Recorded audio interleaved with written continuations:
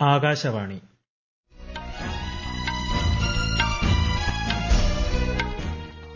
നമസ്കാരം. വാർത്തകൾ വായിക്കുന്നത് ഹരിഷ്ണ.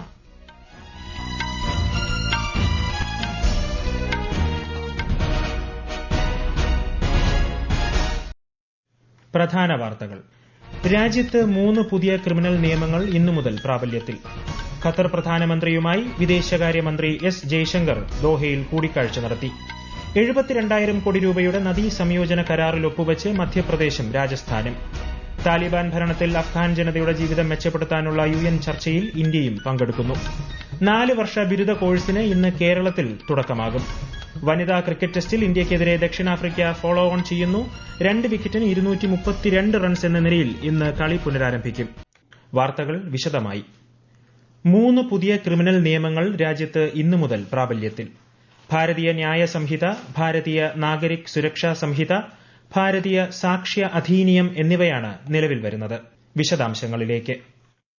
IPCക്ക് പകരമായി ഭാരതീയ ന്യായ സംഹിതയും CRPCക്ക് പകരമായി ഭാരതീയ നാഗരിക് സുരക്ഷാ സംഹിതയും ഇന്ത്യൻ തെളിവ് നിയമത്തിന് പകരമായി ഭാരതീയ സാക്ഷ്യ അധിനിയവുമാണ് നിലവിൽ വരുന്നത്. പുതിയ നിയമങ്ങളെ സംബന്ധിച്ച് കേന്ദ്ര സർക്കാർ സംസ്ഥാനങ്ങളുമായും കേന്ദ്രഭരണ പ്രദേശങ്ങളുമായും വിശദമായ ചർച്ചകൾ ഇതിനകം പൂർത്തിയാക്കി. കുറ്റകൃത്യങ്ങൾ ഓൺലൈനായി റിപ്പോർട്ട് ചെയ്യൽ, ഏതു പോലീസ് സ്റ്റേഷനിൽ വേണമെങ്കിലും FIR സമർപ്പിക്കൽ, ഇരകൾക്ക് FIRന്റെ പകർപ്പ് സൌജന്യമായി ലഭ്യമാക്കൽ എന്നിവ പുതിയ ക്രിമിനൽ നിയമങ്ങളിലെ പ്രധാന വ്യവസ്ഥകളാണ്. ഇതുകൂടാതെ അറസ്റ്റ് രേഖപ്പെടുത്തുന്ന സാഹചര്യമുണ്ടായാൽ ഏതൊരാൾക്കും തനിക്ക് താൽപര്യമുള്ള വ്യക്തിയെ വിവരമറിയിക്കാനുള്ള അവകാശവും പുതിയ നിയമം നൽകുന്നു. സ്ത്രീകൾക്കും കുട്ടികൾക്കുമെതിരായ കുറ്റകൃത്യങ്ങളുടെ അന്വേഷണത്തിന് മുൻഗണന നൽകി 2 മാസത്തിനുള്ളിൽ പൂർത്തിയാക്കണം. ഗുരുതര കുറ്റകൃത്യങ്ങൾ നടക്കുന്ന സ്ഥലങ്ങൾ ഫോറൻസിക് വിദഗ്ധർ സന്ദർശിച്ച് തെളിവുകൾ ശേഖരിക്കേണ്ടത് പുതിയ ക്രിമിനൽ നിയമത്തിൽ നിർബന്ധമാക്കി. നിയമ നടപടികൾ ത്വരിതപ്പെടുത്തുന്നതിനും കേസുമായി ബന്ധപ്പെട്ടിട്ടുള്ള എല്ലാ കക്ഷികൾക്കിടയിലും കാര്യക്ഷമമായ ആശയവിനിമയം ഉറപ്പാക്കുന്നതിനും സമൻസുകൾ ഇലക്ട്രോണിക് സംവിധാനത്തിലൂടെ നൽകാനും നിർദ്ദേശിക്കുന്നു. ന്യൂസ് ഡെസ്ക്,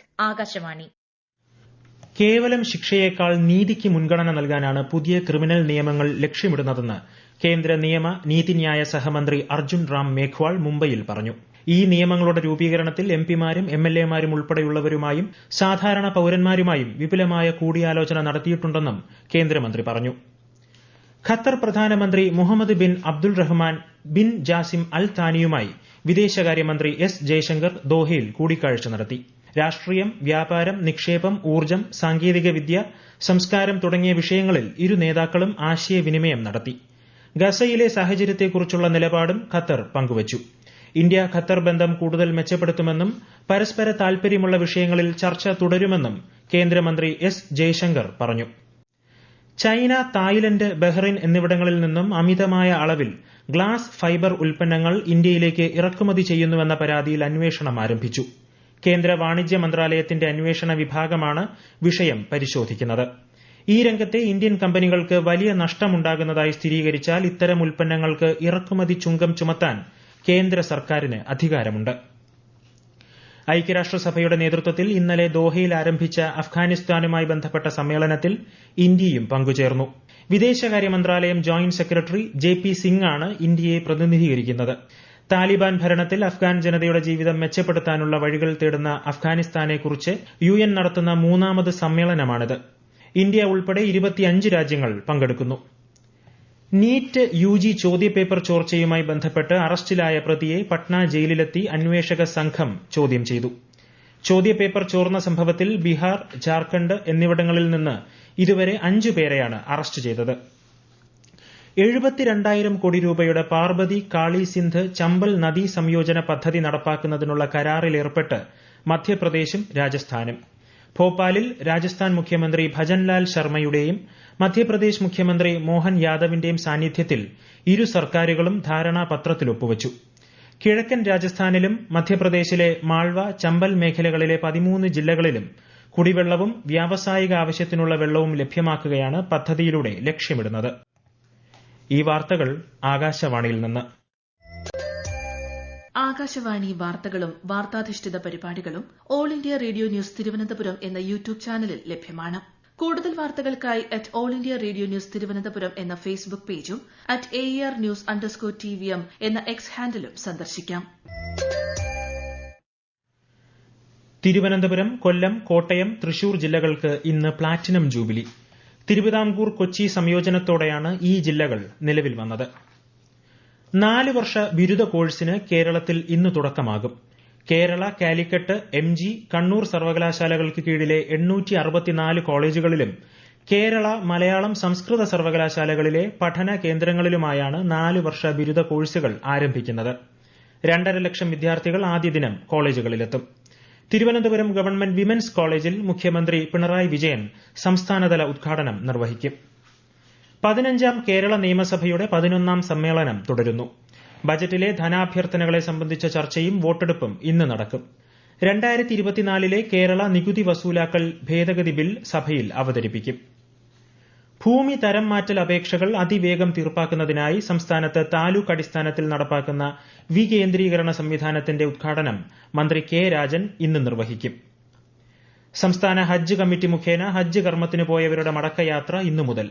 കോഴിക്കോട്ടേക്കുള്ള ആദ്യ വിമാനം ഇന്ന് വൈകിട്ട് കരിപ്പൂരിലെത്തും. 166 ഹാജിമാരാണ് ആദ്യ വിമാനത്തിലെത്തുന്നത്. രണ്ടാമത്തെ സർവീസ് രാത്രി 8:25-നെത്തും. കൊച്ചിയിലേക്കും കണ്ണൂരിലേക്കും മടങ്ങുന്ന വിമാനങ്ങൾ ജൂലൈ 10-ന് യാത്ര ആരംഭിക്കും. ഈ വർഷത്തെ വനമഹോത്സവം ഇന്നു മുതൽ ജൂലൈ 7 വരെ നടക്കും. സംസ്ഥാനതല ഉദ്ഘാടനം തിരുവനന്തപുരം വനം വകുപ്പ് ആസ്ഥാനത്ത് മന്ത്രി AK ശശീന്ദ്രൻ നിർവഹിക്കും.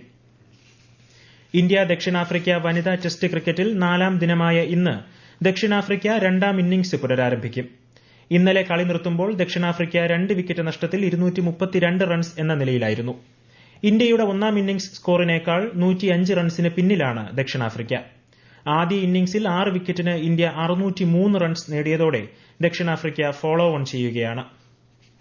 യൂറോ കപ്പിൽ ഇന്നലെ രാത്രി നടന്ന മത്സരത്തിൽ സ്പെയിൻ 4-1 ജോർജിയയെ പരാജയപ്പെടുത്തി ക്വാർട്ടർ ഫൈനലിൽ ഇടം നേടി. ജർമ്മനിയാണ് എതിരാളി. മറ്റൊരു പ്രീ ക്വാർട്ടറിൽ ഇംഗ്ലണ്ട് സ്ലൊവാക്കിയയെ 2-1 പരാജയപ്പെടുത്തി. ക്വാർട്ടർ ഫൈനലിൽ ഇംഗ്ലണ്ട് സ്വിറ്റ്സർലൻഡിനെ നേരിടും. ഇന്ന് ദേശീയ ഡോക്ടേഴ്സ് ദിനം. അർപ്പണഭാവത്തോടെ സമൂഹത്തിന്റെ ക്ഷേമത്തിനും ആരോഗ്യത്തിനുമായി പ്രവർത്തിക്കുന്ന ഡോക്ടർമാരുടെ നിസ്വാർത്ഥ സേവനങ്ങളെ തിരിച്ചറിയുവാനും നന്ദി പ്രകാശിപ്പിക്കുവാനുമുള്ള അവസരമായാണ് രാജ്യം ജൂലൈ 1 ഡോക്ടർമാരുടെ ദിനമായി ആചരിക്കുന്നത്. കേരളത്തിൽ വ്യാഴാഴ്ച വരെ ഒറ്റപ്പെട്ട ഇടങ്ങളിൽ ഇടിമിന്നലോടുകൂടിയ മഴയ്ക്ക് സാധ്യതയുണ്ടെന്ന് കേന്ദ്ര കാലാവസ്ഥാ വകുപ്പ്. കണ്ണൂർ, കാസർഗോഡ് ജില്ലകളിൽ ഇന്ന് മഞ്ഞ ജാഗ്രതാ നിർദ്ദേശം നൽകിയിട്ടുണ്ട്. ലക്ഷദ്വീപ്, കർണാടക തീരങ്ങളിൽ ശക്തമായ കാറ്റിന് സാധ്യതയുണ്ട്. ഫ്രാൻസ് പാർലമെന്റിലേക്കുള്ള ആദ്യവട്ട തെരഞ്ഞെടുപ്പിൽ മറീൻ ലാപ്പെന്നിന്റെ തീവ്ര വലതുപക്ഷ ദേശീയ റാലി പാർട്ടി മുന്നിലെത്തിയതായി എക്സിറ്റ് പോൾ ഫലങ്ങൾ സൂചിപ്പിക്കുന്നു. പ്രസിഡന്റ് ഇമ്മാനുവൽ മക്രോണിന്റെ ടുഗദർ സഖ്യവും ഇടതുപക്ഷ സഖ്യവും പിന്നിലാണ്. ജൂലൈ 7-ന് 2ാം വട്ട തിരഞ്ഞെടുപ്പ് നടക്കും. രാജ്യത്തിന്റെ കയറ്റുമതിയിലെ ആരോഗ്യകരമായ വർധനയും ഉൽപാദനം വിപുലീകരിക്കുന്നതിനുള്ള ശ്രദ്ധയും ഇന്ത്യൻ സമ്പദ് വ്യവസ്ഥയെ ആരോഗ്യകരമായ വളർച്ചാ നിരക്ക് രേഖപ്പെടുത്താൻ സഹായിക്കുമെന്ന് കേന്ദ്ര വാണിജ്യ വ്യവസായ മന്ത്രി പീയൂഷ് ഗോയൽ മുംബൈയിൽ പറഞ്ഞു. ഈ സാമ്പത്തിക വർഷം ഇന്ത്യയുടെ ചരക്ക് സേവന കയറ്റുമതി $800 ബില്യൺ കടക്കുമെന്ന് കേന്ദ്രമന്ത്രി ആത്മവിശ്വാസം പ്രകടിപ്പിച്ചു. മുംബൈക്കടുത്തുള്ള ലോണാവാലയിൽ വിനോദയാത്രയ്ക്ക് പോയ സ്ത്രീയും കൌമാരക്കാരിയായ പെൺകുട്ടിയും ഉൾപ്പെടെ ഒരു കുടുംബത്തിലെ 5 പേർ ഒഴുക്കിൽപ്പെട്ടു. ഭൂസി അണക്കെട്ടിന് സമീപത്തെ വെള്ളച്ചാട്ടത്തിൽ ഇവർ ഒഴുക്കിൽപ്പെടുകയായിരുന്നു. 2 മൃതദേഹങ്ങൾ കണ്ടെടുത്തതായി പോലീസ് അറിയിച്ചു.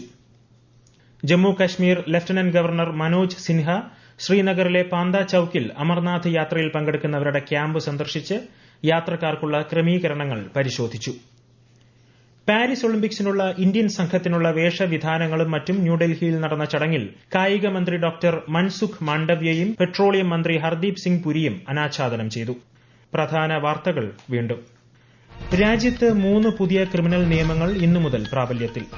ഖത്തർ പ്രധാനമന്ത്രിയുമായി വിദേശകാര്യമന്ത്രി എസ് ജയശങ്കർ ദോഹയിൽ കൂടിക്കാഴ്ച നടത്തി. 72,000 കോടി രൂപയുടെ നദീ സംയോജന കരാറിൽ ഒപ്പുവച്ച് മധ്യപ്രദേശും രാജസ്ഥാനും. താലിബാൻ ഭരണത്തിൽ അഫ്ഗാൻ ജനതയുടെ ജീവിതം മെച്ചപ്പെടുത്താനുള്ള UN ചർച്ചയിൽ ഇന്ത്യയും പങ്കെടുക്കുന്നു. 4 വർഷ ബിരുദ കോഴ്സിന് ഇന്ന് കേരളത്തിൽ തുടക്കമാകും. വനിതാ ക്രിക്കറ്റ് ടെസ്റ്റിൽ ഇന്ത്യയ്ക്കെതിരെ ദക്ഷിണാഫ്രിക്ക ഫോളോ ഓൺ ചെയ്യുന്നു. 2 വിക്കറ്റിന് 232 റൺസ് എന്ന നിലയിൽ ഇന്ന് കളി പുനരാരംഭിക്കും. വാർത്തകൾ കഴിഞ്ഞു. അടുത്ത വാർത്താ പ്രക്ഷേപണം ഉച്ചയ്ക്ക് 12:30-ന്.